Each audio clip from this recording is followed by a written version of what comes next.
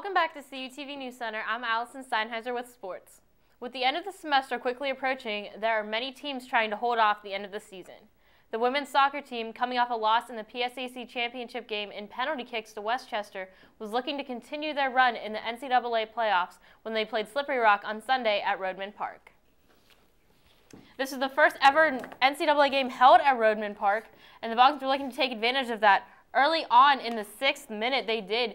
Here, Kayla Fransko is able to take the ball to the middle of the field and bank it in off the crossbar to put the Vulcans up 1-0. And they looked like they were heading into a win, but off of a corner kick in the 73rd minute, Alyssa Barrett is able to tie it up 1-1 and send the game into overtime.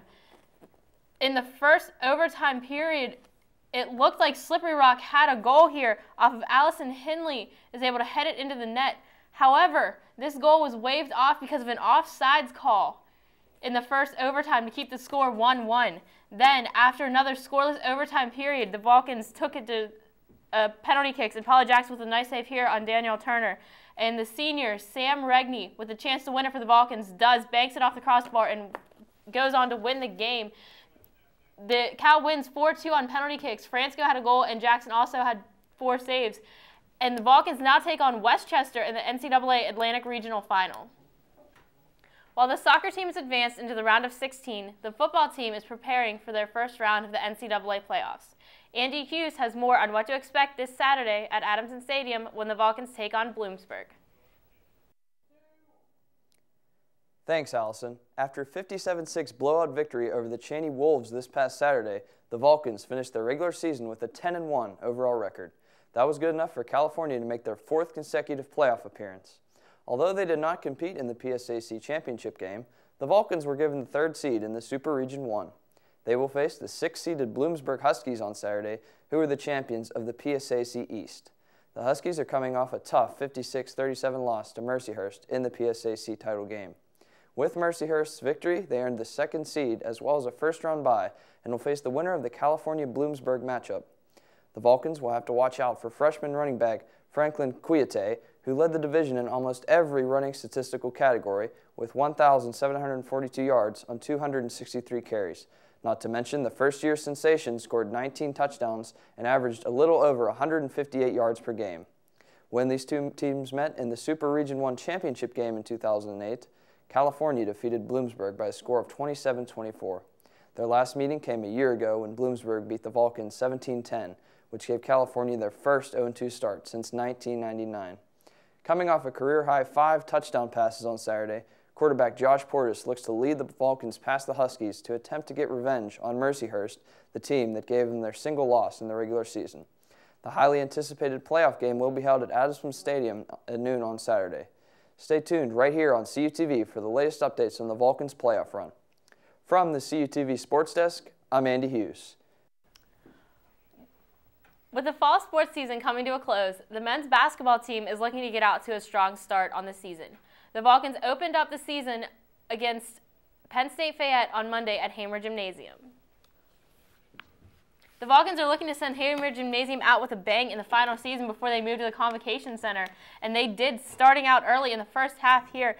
Quentin Harding with the nice shot to put the Vulcans up by 7, 9-2 early in the game. They would continue to roll in the first half here. A steal by John Williams is able to get the ball up to Ryan Nemec, who is able to bank it in off the glass for the layup to put the Vulcans up 19-6 in the first half. Another shot here, this time a dunk by Rashard Hatton. He throws it down and puts the Vulcans up by 20, 36-16. We're still in the first half, and they continue to roll in the first half. A nice 3-point shot here by Chad Tipton puts the Vulcans up 47-23 late in the first half. They would continue to roll in the second half with another 3-pointer here, this time by Ryan Nemec, to put the Vulcans up by 38 to put the score at 89-51, and that is how the game would end. The Vulcans win 89-51 over Penn State Fayette. Harding had 18 points and 7 rebounds and had it also added 18 points. Last week, the men's and women's basketball teams had an evening for fan appreciation known as the Red and White Competition to kick off the new season. CUTV reporter Zach Olson has more on the event. The introduction of the men's and women's basketball teams were just the beginning of the Red and White Competition. Nate Dixon and Jamie Williams served as MCs for the evening to get the fans fired up about the upcoming basketball season. Overall, I thought it was pretty good. I was kind of nervous, but I'm glad the audience participated and the teams made it a lot of fun.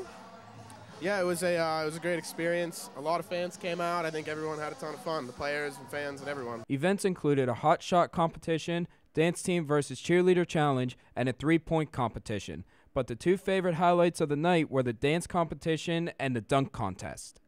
I think our student body showed up in force. I mean, we just about had the entire side packed, and that's what we want to see every night. This format is tremendous for the fans. It's not about the basketball team playing games. It's about involving our fans, and I think this is a great kickoff for the year. After the event, the coaches thanked the fans for a great evening and are now focused on the upcoming season.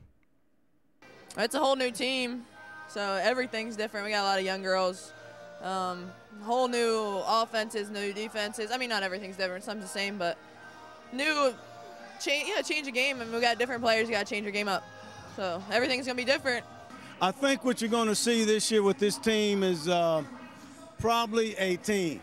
You know, I think this is the most unselfish group we've had.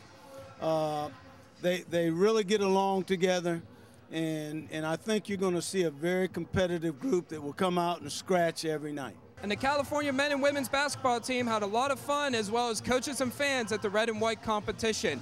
Stay tuned to CUTV all season long, as we will have the full coverage for you during the conference play. For CUTV News Center, I'm Zach Olson. On last Thursday, the CHE and women's hockey teams had the opportunity to play at the new CONSOL Energy Center.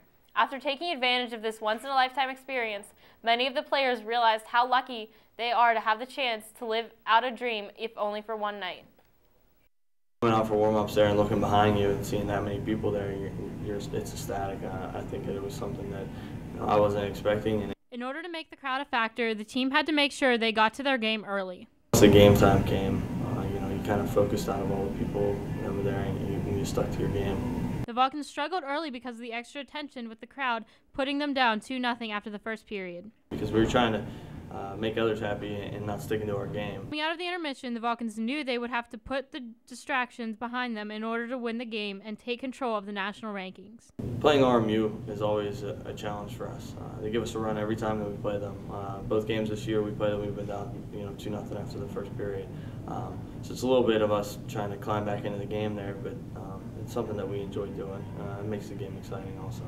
Not only did the Vulcans get the win, but they also were able to get an experience that ranks high out of all the games they have played.